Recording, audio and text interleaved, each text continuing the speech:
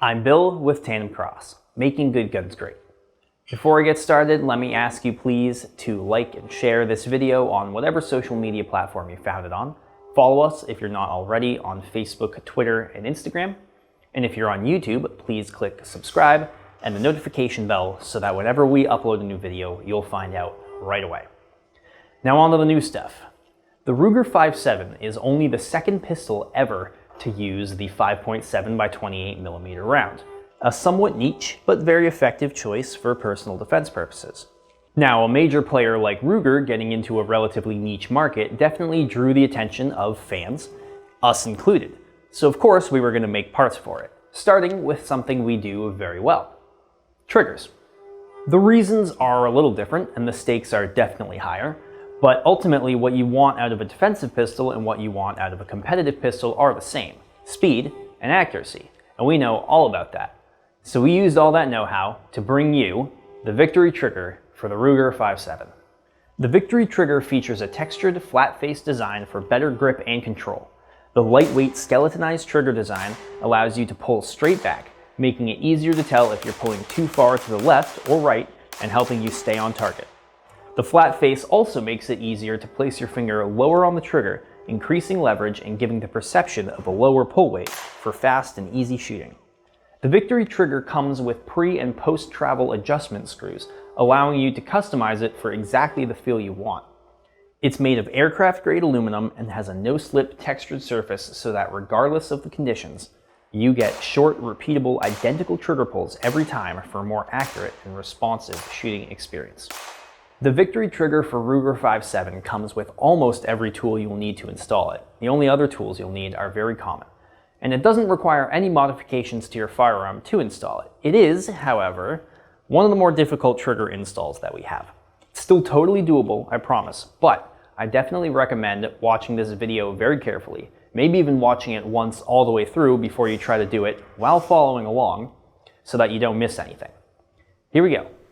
In addition to the included Allen wrench and the included acrylic clamp, you will need a 1/8 punch, and we also recommend eye protection because parts are under spring tension. To begin, as always, make sure your firearm is clear and safe. Then you can lock the slide back. And take a look at the right side of your pistol.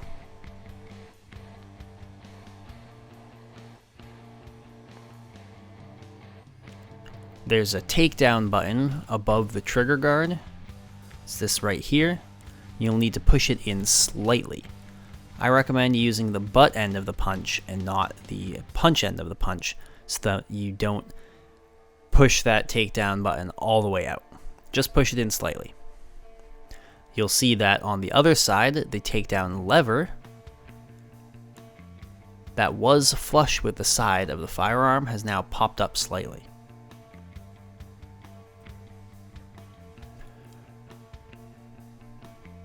Rotate that roughly 90 degrees clockwise,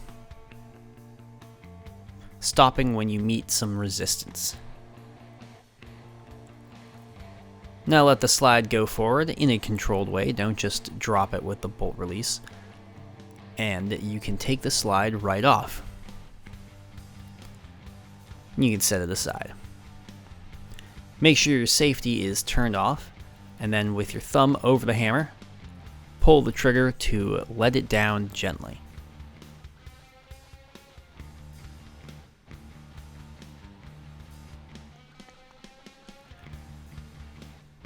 Now you can rotate the takedown lever another 90 degrees clockwise, and you will be able to pull it out. And you can set that aside. Now I recommend doing this next step with the right side facing up and the muzzle facing right. There are pins that are liable to fall out if you don't do it that way. Put your hand over the top of the lower as shown, and use your punch to push out this pin right above the front part of the trigger guard there. If you don't wrap your hand around it like this, there's an insert in the lower that will hurl itself right out as soon as you take that pin out. But now you can let that insert out slowly and carefully.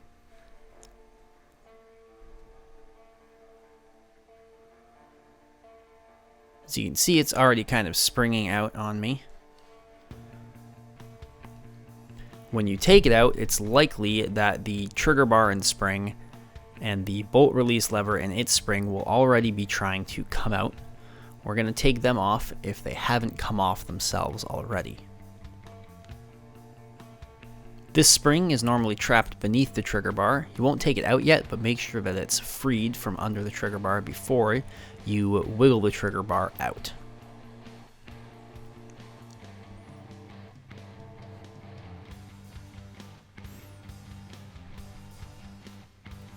It can be somewhat fussy. During this step, it's also possible for this safety plate here to come out. If it does, make sure you reinstall it exactly as shown here in this orientation. If you don't, it's actually possible to put the whole gun back together with it installed wrong, but it will create a very unsafe situation and the gun will not work properly. So now if you flip it over, you'll get some pins that fall out. There's the barrel pin and the mainspring pin, as well as the mainspring itself. You can take all three of those out and set them aside.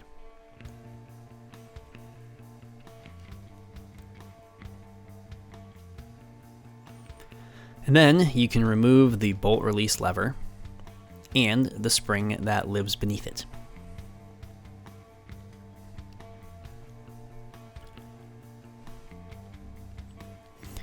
In the middle of this piece, you will see a channel, and in that channel is the top of the trigger right here, and there's a pin in the top of the trigger. That pin has to come out before the trigger can come out. The easiest way to get this pin out is to hold the trigger all the way forward. Push the trigger as far forward as it will go and hold it there. And then tap it until the pin comes out.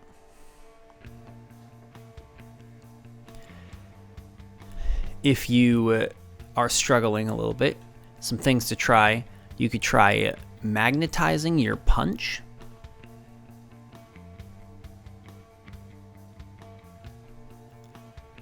And that magnetic force can be used to help pull the pin out. If you happen to have forceps, that can definitely help as well. The pin is also kind of shaped like a nail with a wider head, and if you happen to be able to get it loose a little bit by tapping it and you have a screwdriver handy, you can use the screwdriver to pry up under that nail-like head and pull the pin out that way. Wiggling this spring here, the leg of this spring, can also help loosen that pin up. Hopefully some combination of all of these ideas will help you get your pin out, but it definitely is a little bit easier said than done. But it absolutely can be a bit of a struggle. It's a little bit easier said than done. Anyway, once you get it out, this spring can come out, and this piece that the trigger pivots around can also come out. You can probably pull it out from the side, but if you can't pull it out, punching it out from the opposite side can also help. And once it's out, set that aside, and the trigger can now pull out. We're halfway there. Before we install our new trigger, we have to install the pre- and post-travel screws. The position of the post-travel screw doesn't matter too much to get it installed. Just screw it in with the nylon tip going into the pulling face.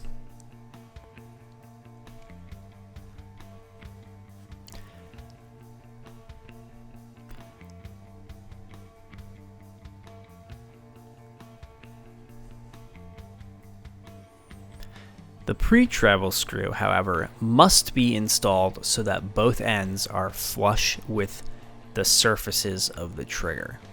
Otherwise, you will not be able to get the trigger installed.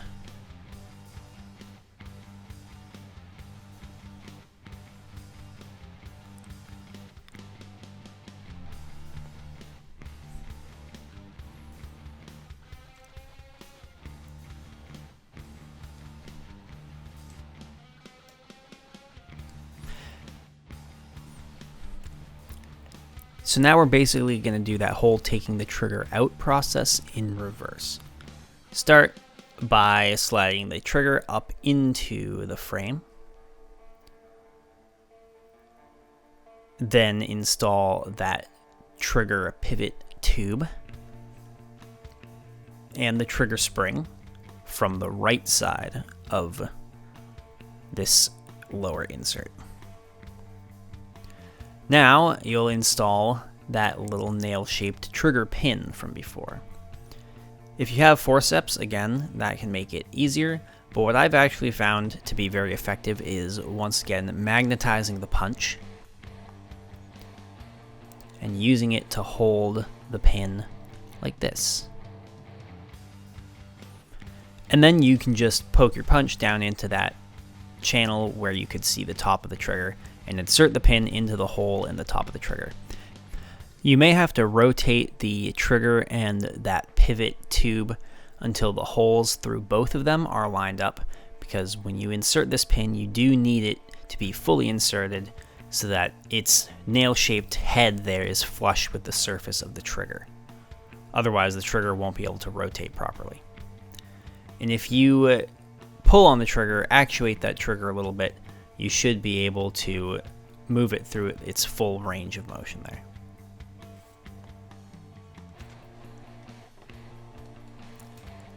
Now we're going to reinstall the bolt release lever and the trigger bar. You can technically do these two steps in either order. You can do either one first, but you'll have to hold that one in place while you do the other. And I find the trigger bar easier to hold in place, so I'm going to do that first.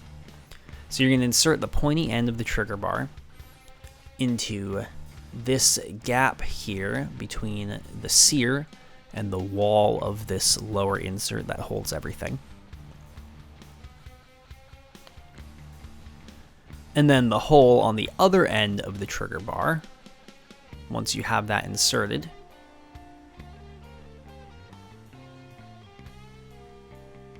is going to go onto this post on the pivot.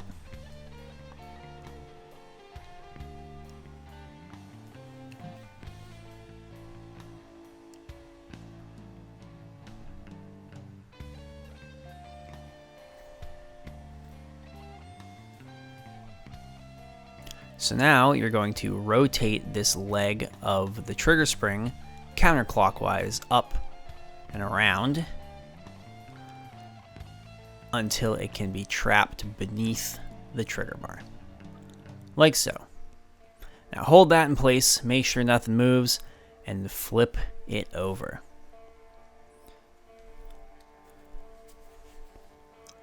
So now grab your bolt release spring.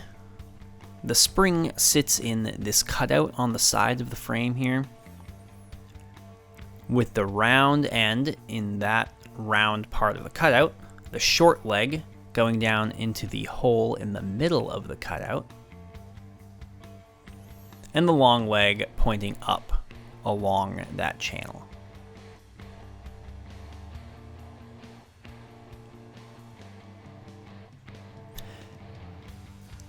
The bolt release lever itself has this little cutout right here on it, near this flat piece, that the long leg of that spring is going to sit in when you install it.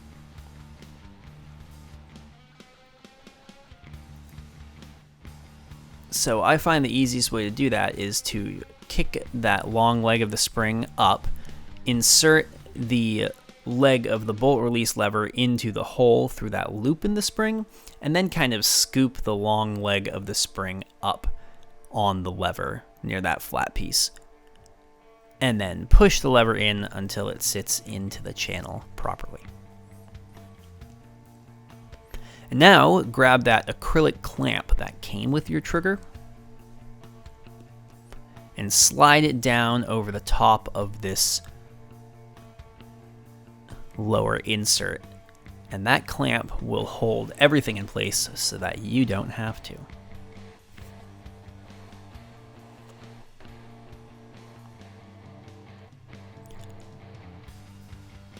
So now you need to actuate the trigger back so that you can get access to your pre-travel screw. And you're going to turn that pre-travel screw about 3 turns counterclockwise. This just pulls it out to a position where it's actually functioning as a pre-travel screw, gets it closer to the position that you're going to want it to be in when you adjust it on your own. For the record, we also definitely recommend using Loctite when you're adjusting your pre and post travel screws, but you should do that once the install is complete. Now grab your mainspring.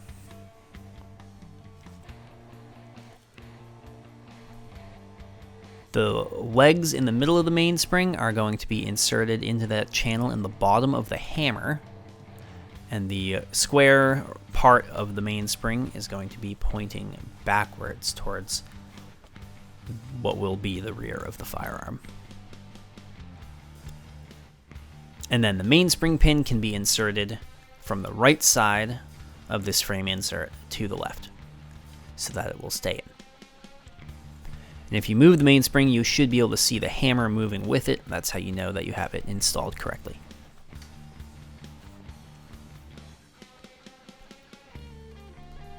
And you can reinsert your barrel pin. That just drops right in.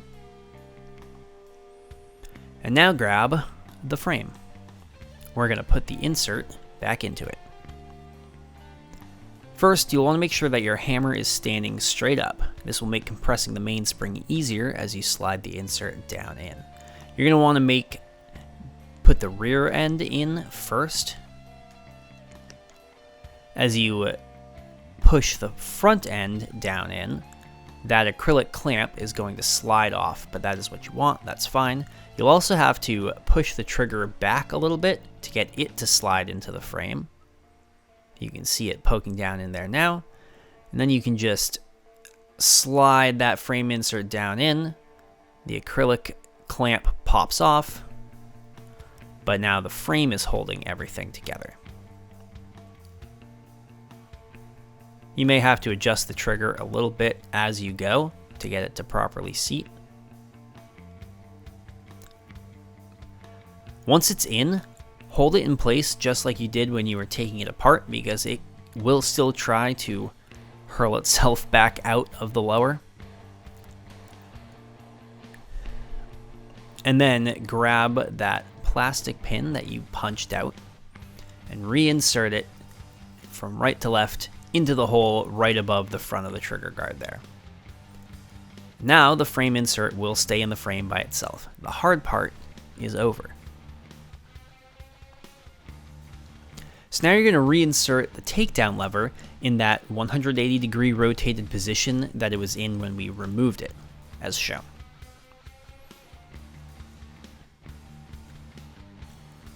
It may not want to line up quite correctly with the hole on the other side. You may have to pull this part forward and wiggle that takedown lever around to get it to insert all the way. Once it's in, rotate it counterclockwise 90 degrees. Then set the slide straight down onto the frame in a position that's about 1/4 inch forward from the normal slides closed position. Pull the slide back and use the slide lock lever to lock it there. Then rotate that takedown lever another 90 degrees counterclockwise up into its normal position and push it in. If you meet some resistance, it might be because the barrel can actually slip forward, so just make sure that the barrel is pushed all the way back, and you should have an easy enough time rotating that takedown lever up and pushing it in. Now you can close the slide, and you're done. Thank you for watching. If you have any questions or suggestions about this video, be sure to let me know in the comments, And don't forget to click like and subscribe and that little notification button so that you are the first to know whenever we upload new videos. You can also find us elsewhere on the internet like Facebook, Twitter, and Instagram. And of course, you can find our products at www.tandemkross.com. See ya!